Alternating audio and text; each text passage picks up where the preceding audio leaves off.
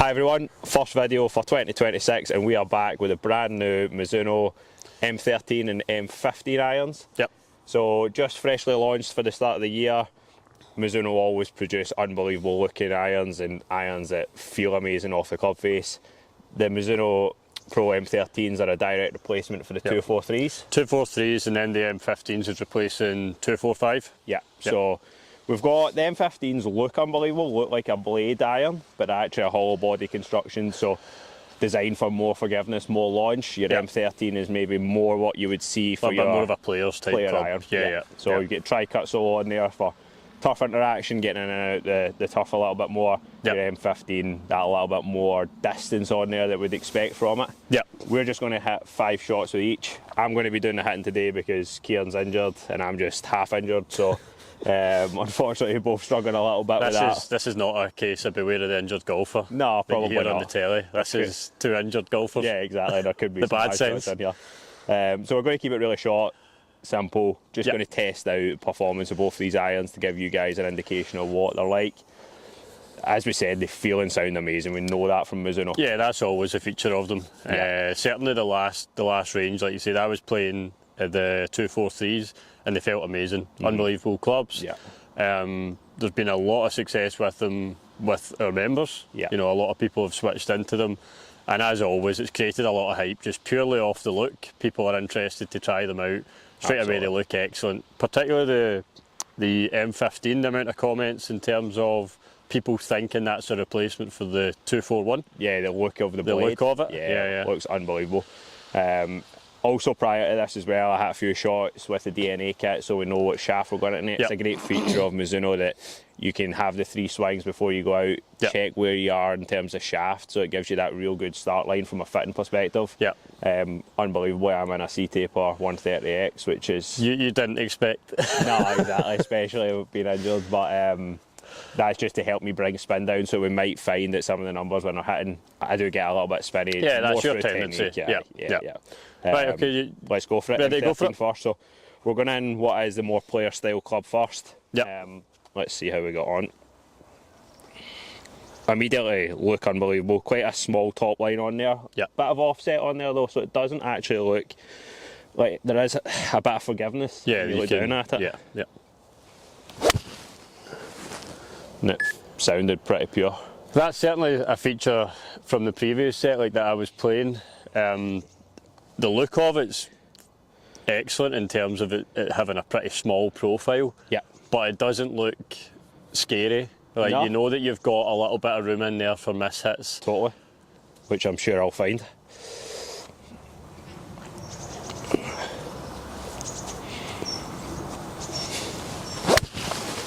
Yeah, because that was off the bottom a little bit, but really it's a good flight on it. Yeah, and good flight. It actually held its own pretty well there. You could imagine a bit of a drop off there, but the flight still stayed pretty strong.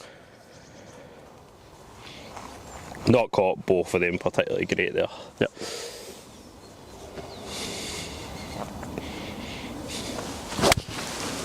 was better strike. Yeah, flight's pretty consistent. It's also good for us to see this when you're not necessarily hitting it pure. Absolutely. You know, like if there is a little bit of a miss hit in there, it's good to see how much forgiveness is still in the iron head. 100%. Like that doesn't, it's not losing too much from what I can see. I've obviously not seen the numbers, but certainly direction's been, it's been good on all 3.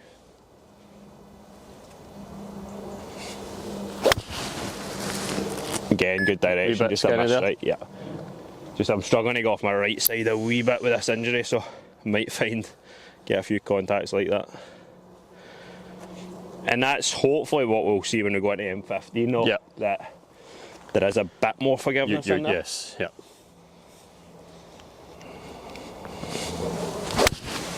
That was a better hit, just leaked it right. Okay. Good, steady ball flight on all 5 of them, to be fair. Like, they weren't my best strikes by any stretch, so I'm not going to claim that they were. I think we'll just change over to M15 and see the differences, see the difference in forgiveness. The big thing with these irons that we're looking at more from a fitting perspective is trying to combo them. So if someone is struggling with this iron, from the 7 iron, is it worthwhile going into M15 a little bit earlier, or maybe in 6 iron, 5 iron, 4 iron. Yeah, just particularly to get a bit more those long launching irons. and power. Yeah. Yeah. Switch it over. Put this in 1 up. Sounds good. 1 up or 1 flat? Yeah, 1 up's probably better actually, considering I'm hitting everything right. So.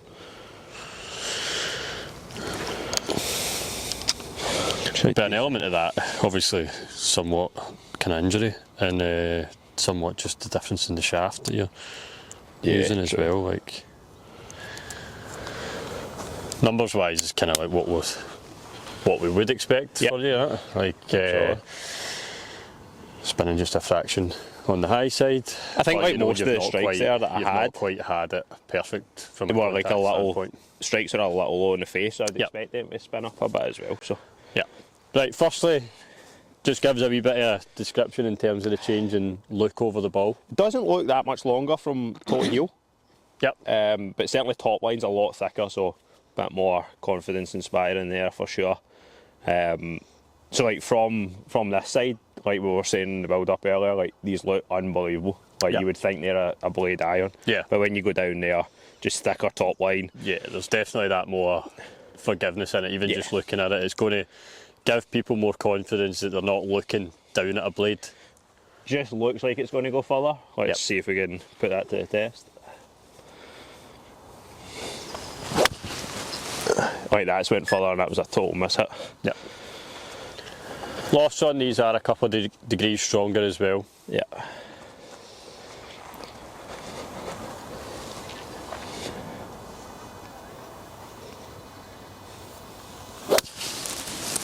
That'll be an interesting one because that was again a bit low in the face, about the toe maybe as well, but looked like it probably travelled as far as a good one with M13. You can see it where it landed in that group up there.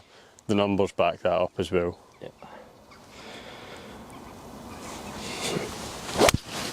That was a better hit. Yeah, it looked a bit stronger. Still might be felt like a fraction out the toe, but felt like more powerful for sure. Definitely flowing further there. Right, 2 more. 2 more. See if we can hit a half decent one.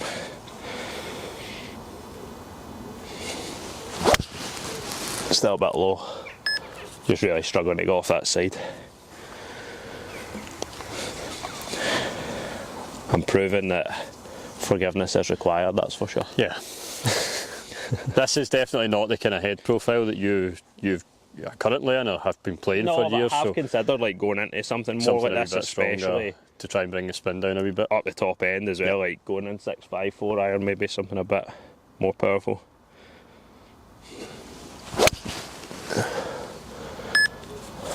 That was a bit of a toe ball. It was actually a much stronger hit. I'm going to go one more just for see if we can get a decent one in there. That's went way further, that one, eh? Yeah, that one did. Obviously you've turned that over a little bit. Yeah. But yeah.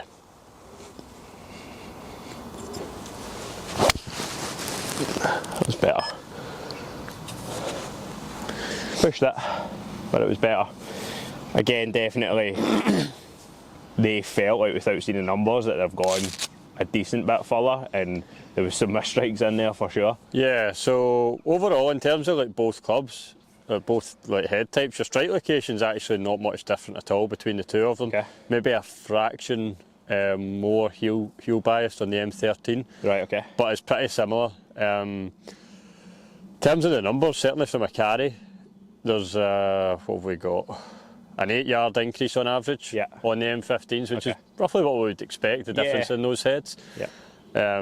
Your tendency on both of them, like you say, just generally, and partly with a bit of a kind of injury, is to spin it a little bit too much. Yeah, for sure. Which does typically reduce your distance with the irons a little bit.